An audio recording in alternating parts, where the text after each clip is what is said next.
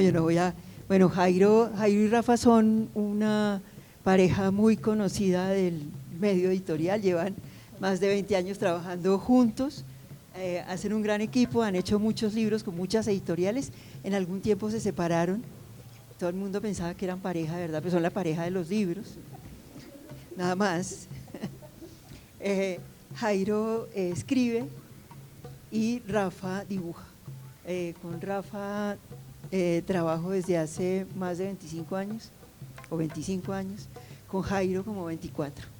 O sea, básicamente nos conocemos de siempre y nosotros recibimos de Ginette Ardila de la, ¿cómo se llama? Centro Editorial de la Facultad de Ciencias Sociales de la Universidad Nacional de Colombia. Recibimos el encargo de hacer nos llamaron, les dijeron, bueno, van a hacer una versión para niños de La Vorágine. Nosotros dijimos, están completamente chiflados, se enloquecieron, pero bueno, hagámosle. Y en eso trabajamos el último año, un esfuerzo absolutamente maravilloso, guiados por Ginette y el profesor Carlos Páramo, que leímos La Vorágine 80 veces e hicimos este libro 1000 veces y ahora les vamos a mostrar unas imágenes de ese proceso y vamos a conversar sobre el libro ya terminado. Y nuestra presentadora, que me puso a presentar a mí, es Andrea Salgado, escritora. ¿Ah? Escritora, y fue la que invitamos a Pero me mandaron de Laguna, sí. No, tal vez estoy aquí sentada, yo soy Andrea Salgado y soy la que voy a conducir un poco esta conversación, pero María dijo que iba a presentar, me está aquí ahora culpando en este momento, pero yo estoy aquí sentada porque el año pasado emprendimos con María en Babel, cada una por nuestro lado, una tarea similar, y era volver a leer La Vorágine, ¿sí?, después de 100 años de haber sido publicada, y de alguna manera reescribirla, ¿sí?, desde distintos modos. Babel sacó otro libro que es La Vorágine Dormida, diálogos con la novela de José Eustacio Rivera, y esa es una reunión de distintas mujeres, poetas y narradoras que nos sentamos a leer La Vorágine y a encontrar cosas dentro de La Vorágine para volver a escribirla. Simultáneamente María, Rafa y Jairo también estaban en la misma tarea, pero pues con una encomienda un poco distinta, y es precisamente lo que está diciendo María, que es escribir una vorágine que fuera para los niños, teniendo en cuenta, ¿no? Piensen ustedes que cuando uno piensa en La Vorágine, inmediatamente como que le llega a la cabeza un libro muy difícil que le pusieron a leer en el colegio. Esa es como una de las primeras impresiones, muy difícil, muy denso, y que nada tiene que ver con los niños, o que no puede ser pensada de ninguna otra manera distinta como fue hecha, ¿no?, y que es una de nuestras obras literarias fundacionales. Entonces tal vez yo quisiera preguntarles a los tres, a María, a Jairo, a los cuatro, a María, a Jairo, a Rafa y a Ginette, que Ginette también participó, digamos, dentro de este ejercicio desde la Universidad Nacional, dando un guía un poco de lo que también se estaba pensando lograr con la vorágine, y por qué el deseo de que esta vorágine fuera una vorágine para niños. Quisiera preguntarles un poco sobre el proceso, o sea, qué significó para ustedes enfrentarse de nuevo a esa vorágine y luego pensar en cómo darle una nueva vida, digamos, y darle una nueva vida al texto para otro público completamente distinto. Entonces no sé quién quiera comenzar. Ginette, que fue la de la idea, la gestora, la de la idea inicial, y luego vamos siguiendo. La culpable fue, ahora ya no. La culpable realmente fue la profesora Jimena Pachón, que tiene un trabajo muy grande, unas investigaciones muy densas sobre la miseria, los niños en la miseria, los gamines, desde un trabajo hecho desde los años 70. Ella siempre ha estado pensando como desde los niños, y cuando estábamos hablando de la vorágine, de hacer La Vorágine primera edición 1924, que fue la que hizo el año pasado la Facultad de Ciencias Humanas de la Nacional, ella dijo, ¿y por qué no hacen una para niños? O sea, fue ella la que soltó eso así en un comité curatorial de la otra vorágine. Y en ese momento lo único que yo dije fue, si nos atrevemos y osamos emprender una tarea como esa, los únicos que pueden hacerlo bien son el equipo de Babel. Entonces los llamamos, no salieron corriendo, que era lo que esperábamos que hicieran, sino que decidieron enfrentarse a esa tarea. ¿Cuál era un poco la idea original? La idea original era lo que acaba de decir Andrea precisamente. Teníamos como la idea de que había que sacar de la cabeza, meter en la cabeza de los niños desde muy temprano otra idea de la vorágine, porque todavía sigue llegando al colegio en octavo y se vuelve la pesadilla entre las lecturas escolares, ¿no? Porque tienen unas guías complicadas, ¿no? Soltar ese libro sin guía es muy difícil para un chico de 13 o 14 años. Entonces pensamos, hay que empezar a prepararlos para ese momento. Como está en el canon de lecturas del colegio, sigue estando presente y es oficial, ¿no? Que en octavo se lee la vorágine o en noveno. La idea era preparémoslos para que tengan otra experiencia distinta de la que todos hemos vivido en su momento, o la mayoría de nosotros. Entonces ese era el propósito. Lo que pasa es que terminó superando muchísimo, el resultado terminó superando muchísimo el objetivo, porque se volvió una vorágine que los jóvenes en la universidad, por ejemplo, disfrutaron un montón cuando las experiencias que hemos recogido de lectura entre estudiantes de literatura, ¿no? Es una lectura poderosa, le encuentran 1000 caminos de interpretación.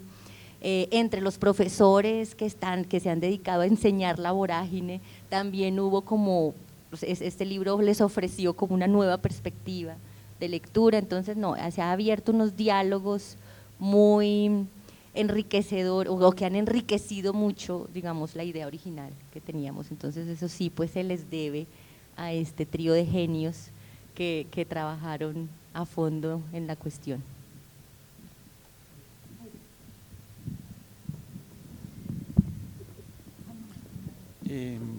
Aló, hola. Sí se oye, ¿verdad?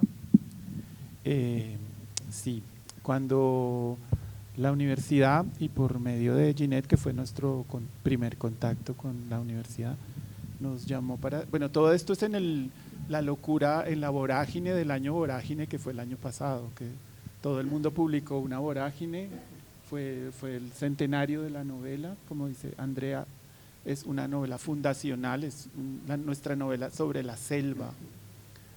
Las primeras conversaciones, nosotros cuando hacemos un libro álbum, un libro ilustrado en Babel, partimos de un texto que yo le llevo a María, muy nervioso, a pesar de que llevamos 24 años trabajando juntos. Cada vez que tengo que llevar un texto o mandárselo por correo me pongo muy nervioso, creo que eso nunca se va a quitar, se me va a quitar.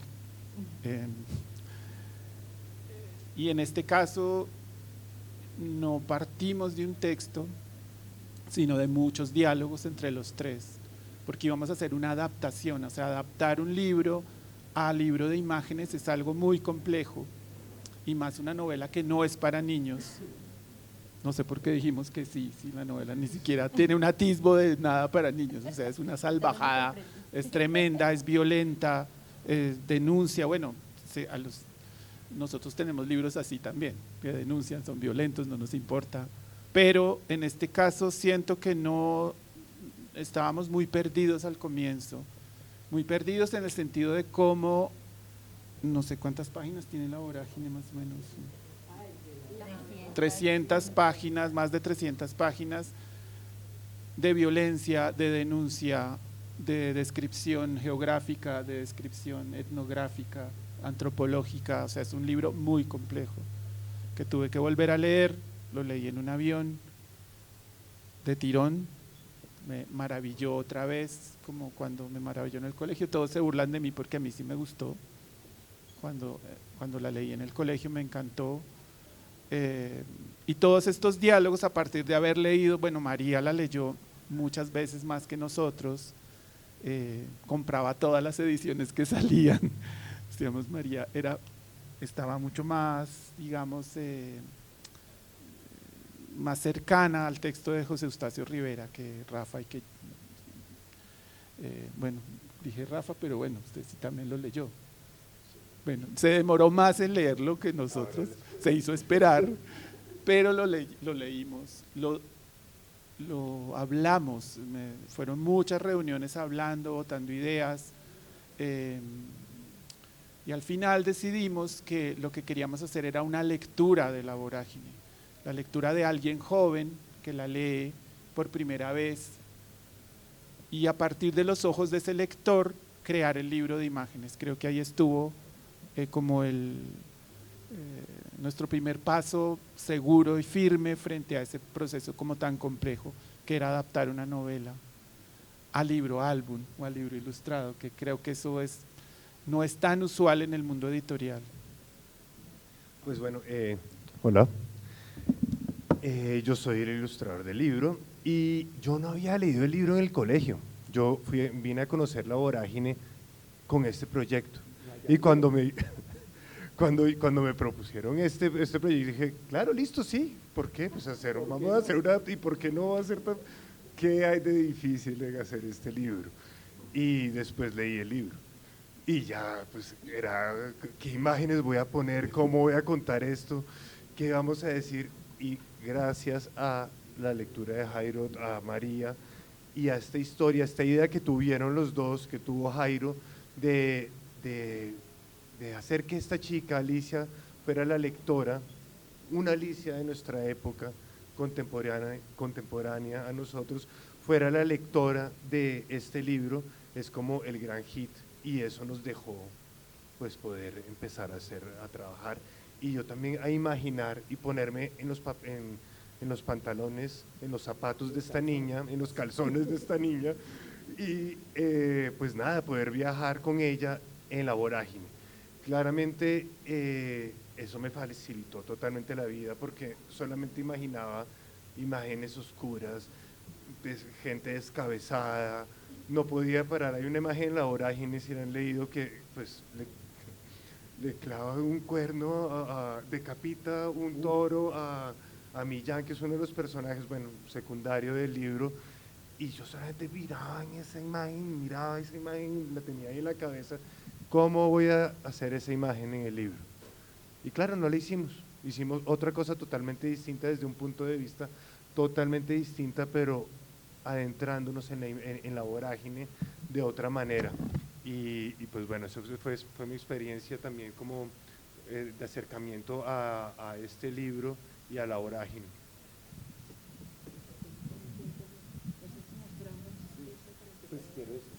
¿Será que? Bueno. ¿Sí?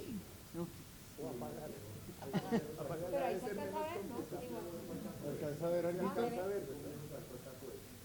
Bueno. Pero puedes tratar de ponerle a ver si se ve.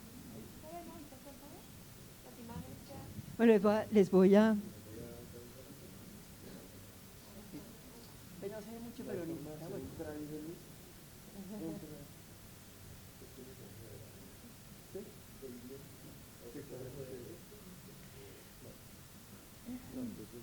Bueno, entonces, después de todo esto, lo que decidimos hacer y lo que había, o sea, lo que era el fondo de la narración, finalmente decidimos, es el viaje de cuando parten Alicia y Coa de Bogotá, llegan al llano, a través de los ríos, llegan a la selva y tienen el desenlace final con la muerte de Barrera y la desaparición de ellos en la selva. Entonces, durante mucho tiempo sacamos el recorrido del texto de La Vorágine para que Rafa se fuera pudiendo tener una imagen de cómo era ese recorrido. Y hicimos, este es uno de nuestros primeros derroteros, yo no se ve muy bien, pero bueno, este es el primer libro que tiene infantil, álbum, que tiene una introducción y 3 capítulos. En la primera parte es la niña que llega al llano, llega a la casa, se encuentra en una biblioteca, en su casa, en alguna parte, con el libro, y con el libro sale a leerlo afuera y a partir de la lectura empieza a adentrarse en el viaje hasta el final. Pasa, por favor. Entonces, Rafa hizo toda esta investigación de mirar cómo iba a ser la casa, la Maporita, la casa inicial de la que salen de la que salen al viaje. Entonces aquí están, yo no sé si se ve muy… Yo no veo, pero sí se ve, no, sí, la gente dice… Bueno, que son todas las imágenes, porque esto, como estábamos construyendo todo el tiempo, estábamos construyendo la narración, el texto, las imágenes todo al mismo tiempo, pues Rafa dibujaba y nosotros le cambiábamos y le cambiábamos y le cambiábamos. Pues bueno, al igual que yo no había leído La Vorágine, pues yo había ido una vez nada más a Los Llanos y conocía escasamente Los Llanos, ¿no? Entonces también esto es un primer acercamiento antes de un viaje que hicimos junto a Ginette, donde pues ya cambió todo el trayecto de lo que yo empecé a dibujar.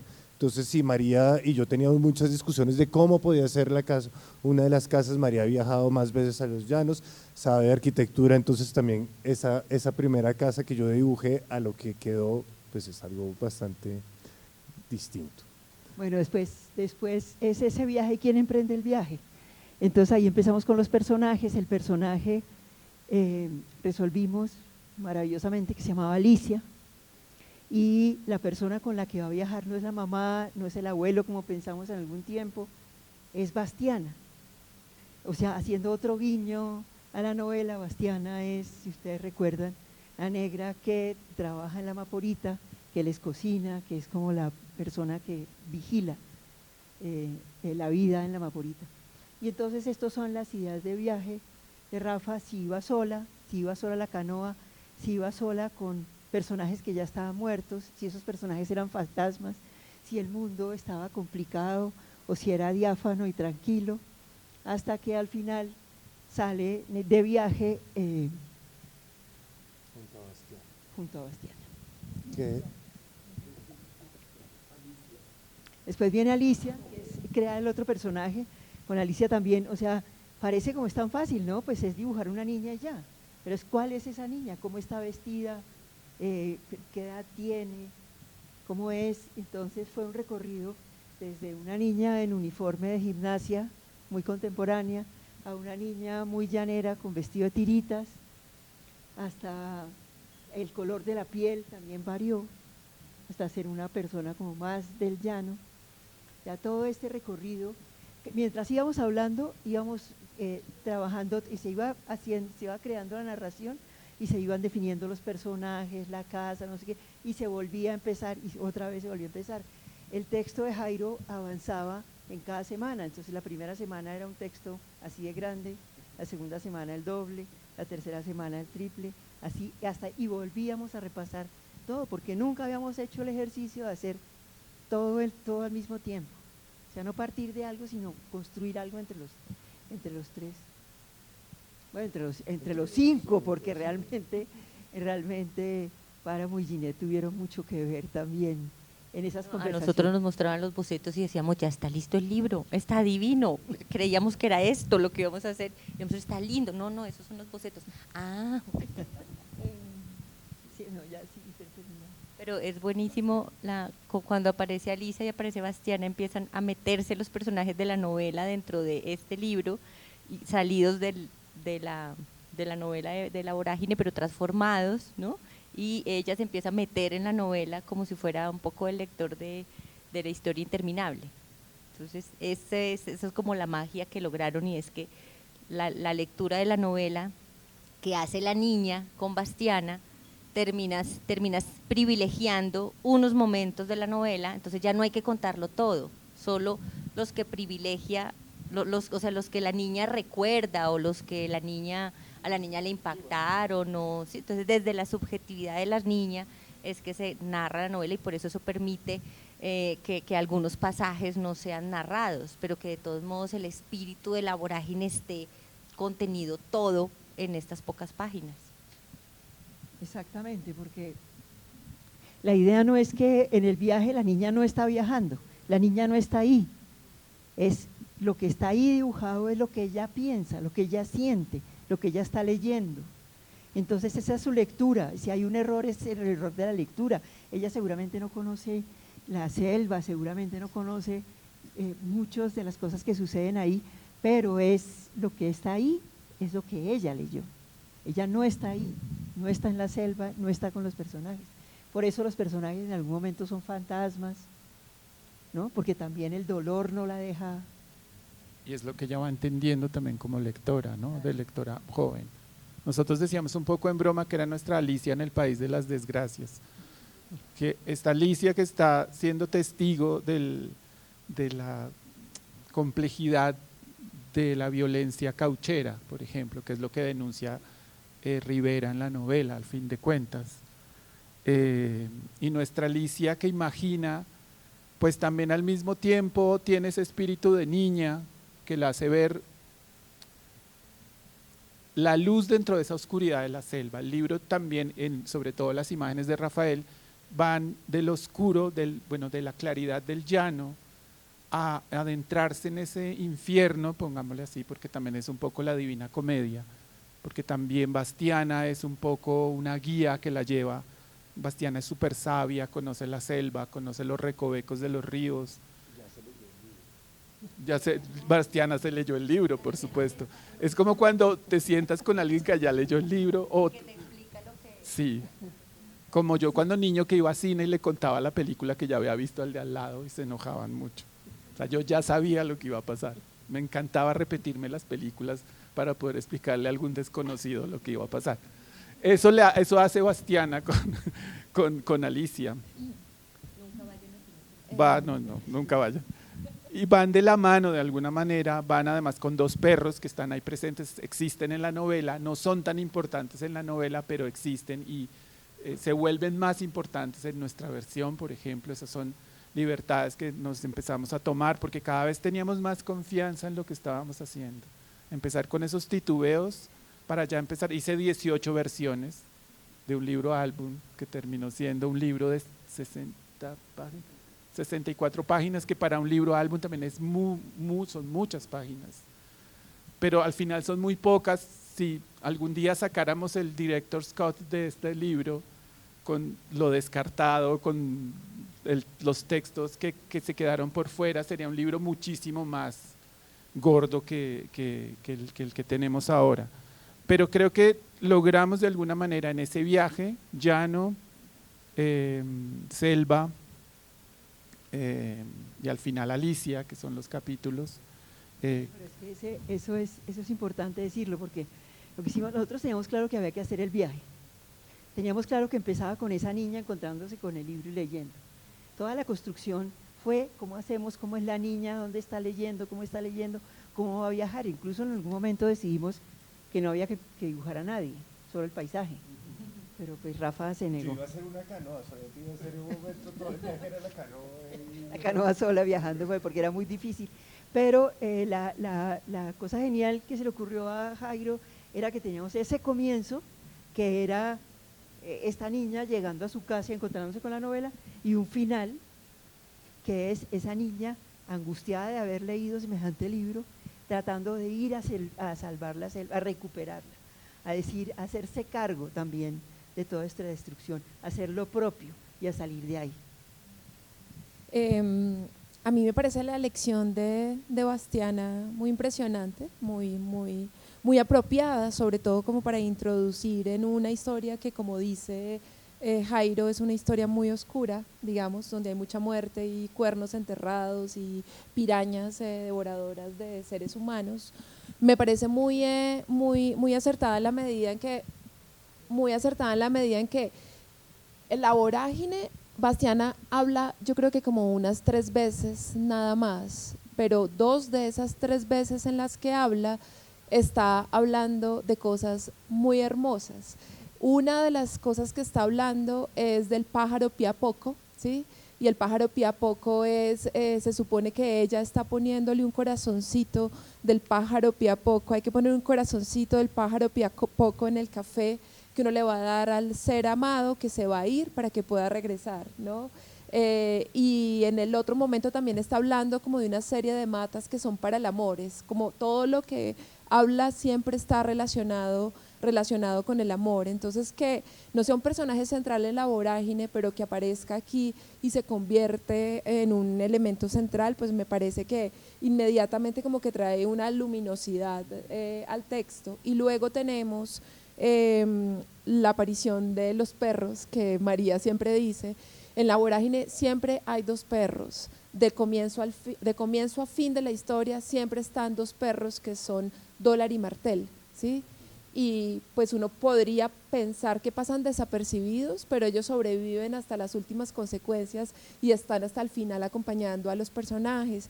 Y lo mismo ocurre aquí dentro de esta vorágine en que los perros se convierten casi que en una compañía para esa niña que está con ella hasta el final. Entonces, no sé, y creo que quiero preguntarles en relación a Bastiana, en relación a los perros, como esa aparición de esos elementos que les permiten que esta vorágine de alguna manera termine siendo esperanzadora, ¿no? Sí, entonces, ¿cómo hicieron, o sea, cómo llegaron a la decisión de seleccionar a Bastiana, digamos, ahí en ese acompañamiento de la niña y seleccionar a los perros, que los perros también estén ahí, ¿no?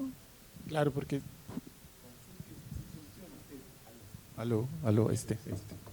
Este funciona.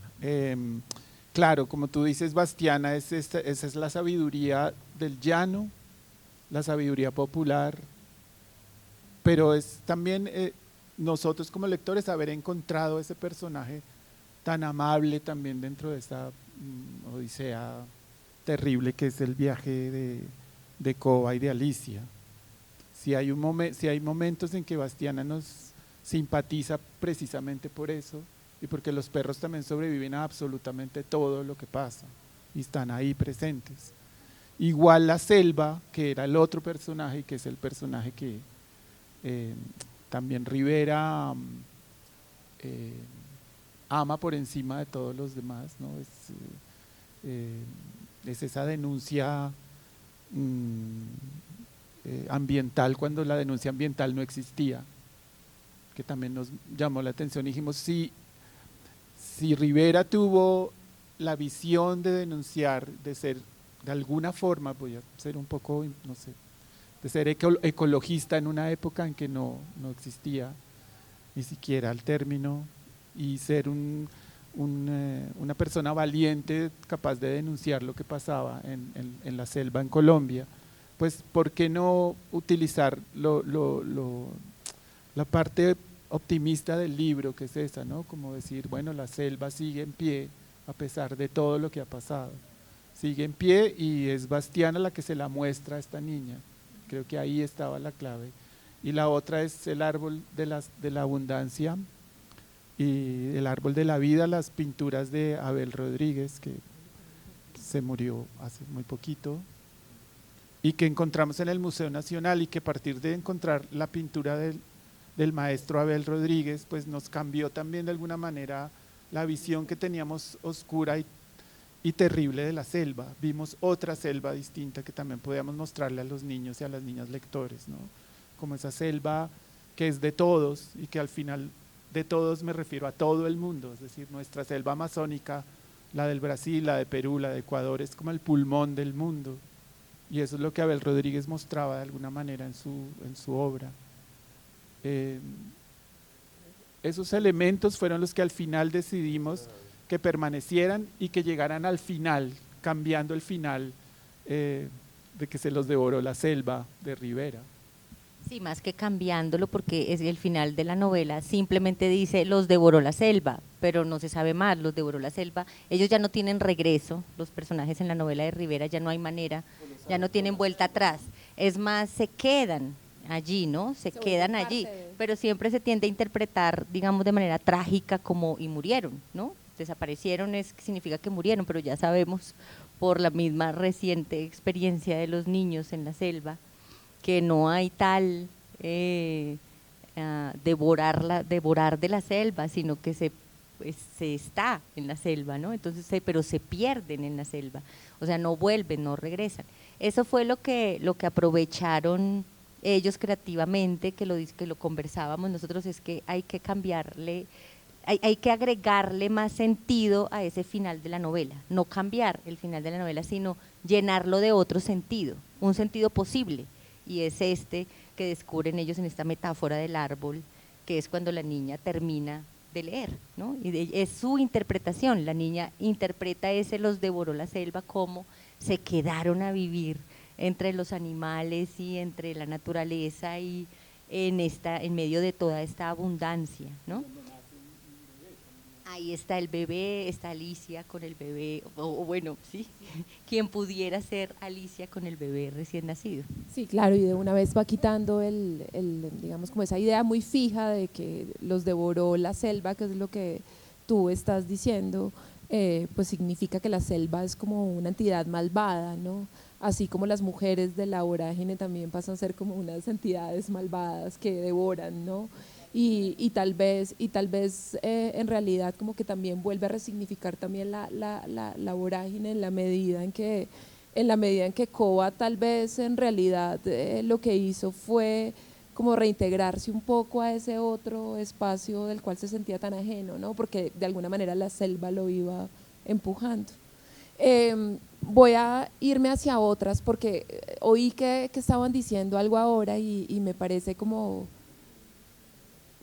Es una novela de 300 páginas y sin embargo creo que la selección de estas imágenes que están en el libro álbum siguen siendo las imágenes que los que hemos leído La vorágine recientemente se nos quedan muy grabadas en la mente y que hay una combinación de esas imágenes. Por ejemplo, una de las primeras cosas es todas las plumas, ¿no? La llegada de… cuando llegan y encuentran todo este espacio de las plumas, pero la imagen de las pirañas, ¿cierto? La imagen de las pirañas, la imagen de las tambochas de las hormigas devoradoras, y la más impresionante, que yo creo que nos resuena muchísimo, y es la imagen de las niñas esclavizadas que están ahí, que son como las queridas de los amos, aparecen dentro de la historia, y la manera en que aparecen dibujadas como espectros, ¿no? Sí, sabemos todo el tiempo que hay algo espectral porque están recorriendo de alguna manera esa historia que no están viviendo, pero que la están leyendo, como que las niñas son representadas, y eso me parece bellísimo, como doblemente espectrales, en la medida que también para la niña que está leyendo y que está imaginando, tampoco las puede imaginar por completo, y como que no puede imaginar por completo su dolor, y esa imagen es muy poderosa, Rafa, y quería preguntarte sobre hacer esa imagen y conectarte con esa imagen. Pues bueno, representar justamente a estos personajes, este dolor de todos estos niños, de estas niñas, de todo, pues, de esta esclavitud tan fuerte que vivieron, pues no sabía cómo hacerlo, y la única manera que se me ocurrió fue como pensar en ellos como espectros, como seres azules. Los primeros que dibujé fue justamente los que vieron ahorita en esas barcas, que dije como no, pues entonces todos los personajes del libro van a ser azules, y van a ser azules porque no hacen parte de la vida de ella no es capaz de darles cara, sí, van a ser estos espectros porque ella no los conoce realmente, y tampoco queremos, pues bueno, yo no quería, tenía miedo también de volverlos muy reales para el lector que estuviera acá y para ella misma.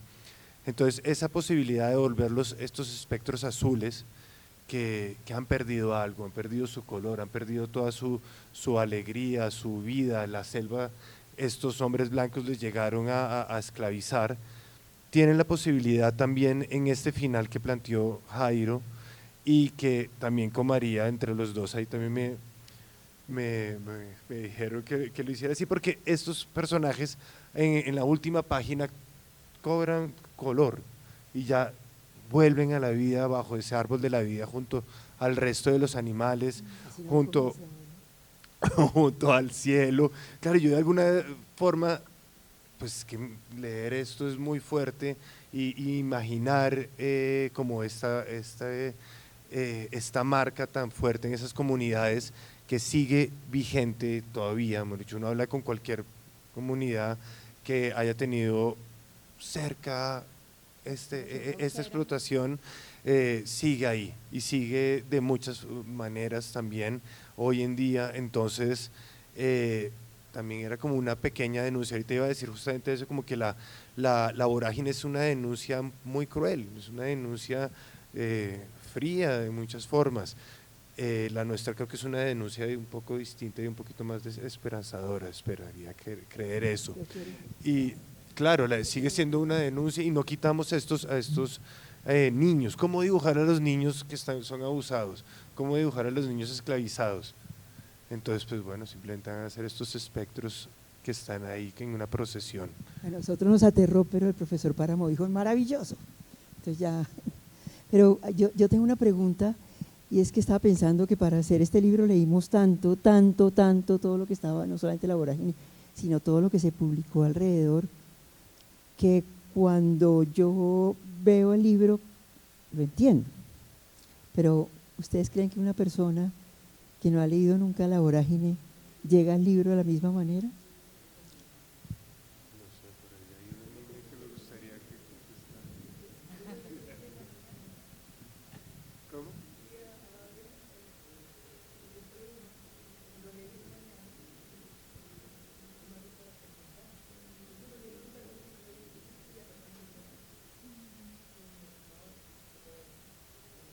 Porque nosotros estamos completamente impregnados, entonces para nosotros es natural, la historia fluye.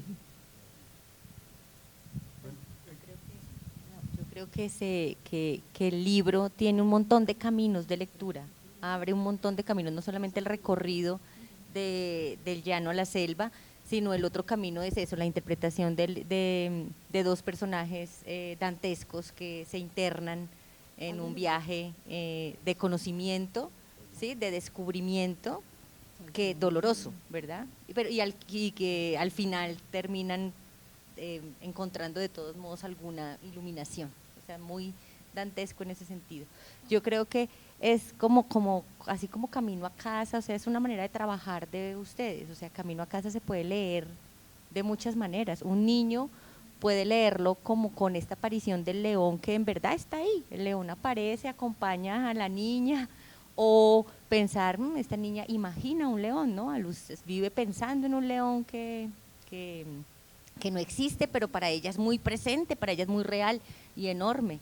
Y otra es la lectura ya que uno ata, en la que uno ata otros cabos, ¿no? La foto del padre que tiene esta melena de león que ha desaparecido y entonces piensa, uy, este león está llenando el vacío del padre, la nostalgia de la niña, sí, pero es como su recurso para que haya alguien que la acompañe en la vida, es este león. Entonces me parece que así como hicieron ustedes o hacen ustedes eso en su trabajo siempre en relación con la sensibilidad de los niños y la posibilidad que les dejan de leer de distintas maneras, ¿no? Eso mismo yo lo encuentro en esta vorágine. O sea, yo encuentro que si alguien no la ha leído, lee hasta cierto punto, ¿no? Hay referencias que no lo llevan directamente a la novela de Rivera, pero sí a la imagen impresionante que tiene frente a los ojos. Y esa imagen impresionante como la de las tambochas, por ejemplo, es una imagen que habla por sí misma, ¿no? Sin necesidad de conocer la novela. Entonces se puede uno contar una vorágine leyendo esta sombra sobre toda la tierra, similar, distinta, ¿no? Bueno, claro, no es la vorágine. Que es un gran título, me encanta. Una sombra sobre toda la tierra. Se llama Una sombra sobre toda la tierra. Esto cuando María mandó los archivos a la imprenta, la llamaron muy preocupada porque se había equivocado, había mandado Una sombra sobre toda la tierra y no la vorágine. Entonces decimos, no, es que se llama Una sombra sobre toda la tierra, que además es una frase, es un poema, es un fragmento de Tierra de Promisión, el libro de José Eustacio Rivera también sobre la selva, que de alguna manera tuvimos que leer también, entre otras lecturas que hicimos, porque precisamente siento que la selva al final es todo esto, es una sombra sobre toda la tierra. Eso es lo que decía anteriormente sobre cómo esta selva de alguna manera afecta a toda la población del mundo. Lo que pase con nuestra selva puede afectar a todo el mundo, y yo creo que Rivera en ese sentido sí era muy visionario frente a lo que la selva significaba para la humanidad, y esa sombra sobre toda la tierra nos sonó, y tiene un subtítulo, una sombra sobre toda la tierra, una lectura de la vorágine. Y creo que ahí está la clave también para quien toma el libro por primera vez.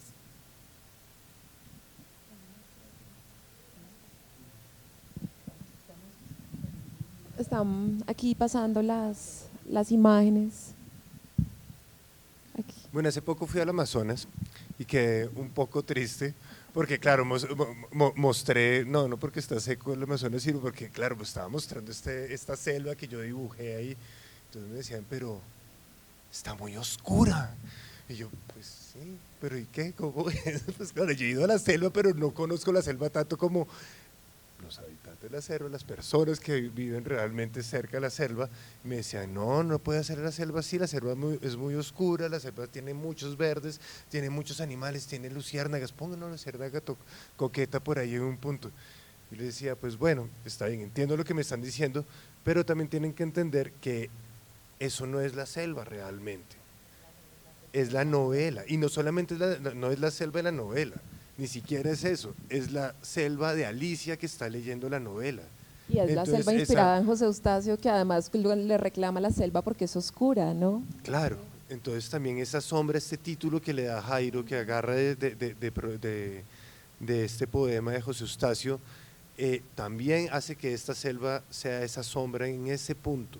Después, al final, justamente cambiamos esa idea de esa selva oscura, y para que se vuelva este árbol de la vida, que es algo más parecido a lo que ellos querían que yo hiciera con la selva, que claro, claro, al final está. Finalmente Alicia termina editando a José Eustacio y la selva pasa a ser absolutamente luminosa. Sí.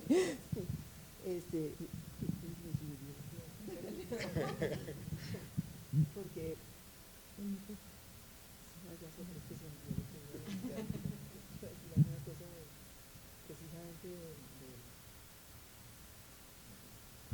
del Amazonas, de la selva, de la percepción de las personas con respecto al libro. que en este caso, por ejemplo, de la dificultad, o sea, digamos, una cosa es cuando uno parte de un texto para hacer un libro, y otra cosa es, como les estaba diciendo al comienzo, cuando el texto, la idea, la forma y la imagen tienen que crearse al mismo tiempo, cuando no es una sola persona la que es autor ilustrador, sino son dos personas las que están trabajando, y además hay un equipo editorial detrás. Y esta es la primera vez que Jairo le tocó quedarse al pie de nosotros, ¿no? Porque le pasó con Hug, que se fue y le quitamos el texto. Por irse a vivir a México. Pues bueno, aparte de las dificultades de este proyecto sí que tuvo dificultades. Aparte habíamos empezado, tuvimos un año para hacer este proyecto, cosa que normalmente nosotros nunca aceptaríamos en realizar. Es muy poco tiempo para crear una historia. Claro, ustedes dicen, la vorágine ya está escrita, pueden agarrar eso y ya, peor, es más difícil de alguna forma, cómo agarrar la vorágine y poder darle un sentido y volverla en una historia como esta. Mejor dicho, Jairo sufrió un montón cuando dijo, sí, acepto, porque ¿cómo iba a hacer él esa historia? Yo también, bueno, yo me la pasé sufriendo, tuve muchos problemas, pero bueno. Si va a ser un complique o dolor de cabeza, decimos que sí. Entonces, o sea, como que nos miramos los tres y decimos, sí, hagámoslo. Sí, hagámoslo ya. O sea, va a ser un dolor de cabeza todo el año porque es el año de la vorágine, hagámoslo. Nadie ha adaptado un libro tan salvaje y tan para adultos, para niños, hagámoslo. Rafa no ha leído La vorágine, hagámoslo. Pero la leyó en el camino, y no solamente la leyó, sino que la recorrió, encontró las locaciones de la novela, o sea, la leyó recorriendo. También nos abrió gracias. gracias a Ginette. Y bueno, ¿y quiénes eran ellos? Unos señores, un combo que invitó a Ginette a hacer un paseo, un recorrido, está bien, de la vorágine, por el llano. Fue un paseo, pero bueno, está bien.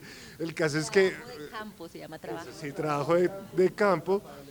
Por el llano, estuvimos por ríos, en un sitio muy increíble que se llama el Abejorral. El Abejorral, bueno, donde es un paso del ganado.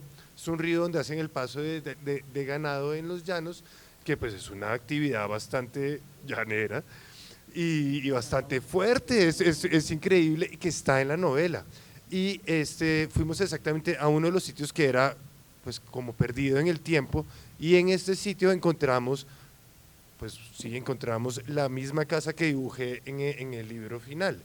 Entonces también este viaje, esa oportunidad de conocer más cerca esta vida llanera más del interior, pues fue toda una suerte, realmente sin eso creo que el libro había quedado un poquito cojo.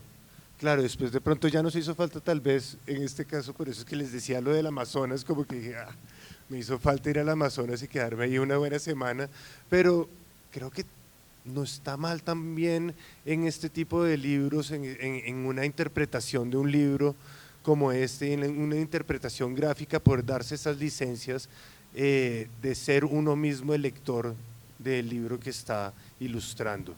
Entonces, pues bueno, pues eso era este viaje fue muy, gracias Ginette por esa oportunidad. La oportunidad de que me agradecieras por fin. Una cosa solamente breve que voy a agregar acá, es que el hecho de la conmemoración del año vorágine y que pusiera la vorágine se pusiera en boca de todo el mundo, de alguna manera, ¿no? Y que fuera interpretada, reinterpretada en teatro, en libros en ediciones, bueno, todo lo que vivimos el año pasado, ¿no? Hizo también posible este trabajo, ¿sí? Porque primero, este recorrido del que estamos hablando es un recorrido que organizan la Gobernación de Mitú y Casanare, que crean un recorrido turístico, llevando a la gente de verdad a lugares que existen hoy en el llano, que están vivos, que no son como folclore, en donde están vivas las tradiciones que se cuentan en la novela. Entonces, un sitio, un hato, una fundación, en donde en verdad hay ganado criollo, en donde todavía se hace la doma del potro, se hace el paso del ganado, porque son sitios de los pocos sitios por donde todavía transita el ganado como con los vaqueros, ¿no? Porque allá pues lo llevan en camiones, ya no es como se narra en la novela. Entonces el hecho de que la conmemoración hizo posible activar todo eso, ¿sí? Y todo eso que se mueve alrededor de la celebración es lo que desemboca finalmente en esta posibilidad de releer la novela y de interpretar. Yo creo que ya estamos casi a punto, pero a mí esta imagen, si la alcanzan a ver, aparece cuando después de que Bastiana y Alicia están en la selva mirando hacia el cielo. A mí me parece que esa es como una de las mayores licencias poéticas de este libro, empezando porque es distinta casi que la imagen a las demás y al estilo con la que vienen las demás, es mucho menos realista que las otras, es abstracta y al mismo tiempo aparece con esta pregunta que María, esta pregunta está directamente, si proviene sacada de la propia vorágine, la línea, y la pregunta es, ¿qué le hacen los hombres a la selva y la selva a los hombres? Aparece la pregunta y deja el espacio completamente abierto y nos quedamos con esta imagen. Yo quisiera que me hablaran alguno de los tres sobre esto. Es que esa fue una imagen de conflicto muy grande, pero eso fue… Peleamos muchísimo porque era lo que se había que representar al final, justo antes de que aparezcan ¿cómo se llama?, las pirañas que se van a comer a Barrera, ¿no? Tenía que haber algo que indicara que estaban peleando. Entonces Rafa ponía como dos hombres con machete ahí dándose machete. Pero entonces esta fue una licencia, De pronto estaba desesperado y dibujaba y estaba furioso, y de pronto un día, en medio de toda esa desesperación, llegó con esta cosa que es más una alegoría que una imagen real de lo que estaba sucediendo, y nos pareció que era, o sea, a mí no me importó 5 que estuviera por fuera. Es más, como es el único sitio donde está nombrada la novela exactamente, está muy bien que lo que no esté, que lo que esté dibujado no esté en ninguna parte. Pues fue una apuesta también, hacer esa imagen fue toda una apuesta de mi parte para mostrártela a ti. Yo decía, uy, estos garabatos que estoy haciendo acá, como todos expresivos que estoy haciendo aquí, como estas dos peleas, estas fuerzas que quería que se enfrentaran ahí por esa ambición de la selva, por conquistar. Entonces, pues bueno, terminó siendo eso, que realmente fue una apuesta de mi parte que por suerte fue bien recibida. Y pues después de mucho tiempo, que fue el año entero que Babel Libros, pues María como editora no hizo sino ese libro, se dedicó a la vorágine, a una sombra sobre toda la tierra, y Rafa terminó y se fue el libro, y con María nos quedamos solos en la oficina de Babel, y yo le dije, o sea, es todo para decir que no escarmentamos, es decir, como que salimos de esta vorágine que fue. Y le digo yo a María, María, ¿y si hacemos un libro de Tomás Carrasquilla? Y María, sí. Después reflexionamos y dijimos, ay no, ya, dejémoslo para después y dejamos descansar a Rafa. Bueno, preguntas.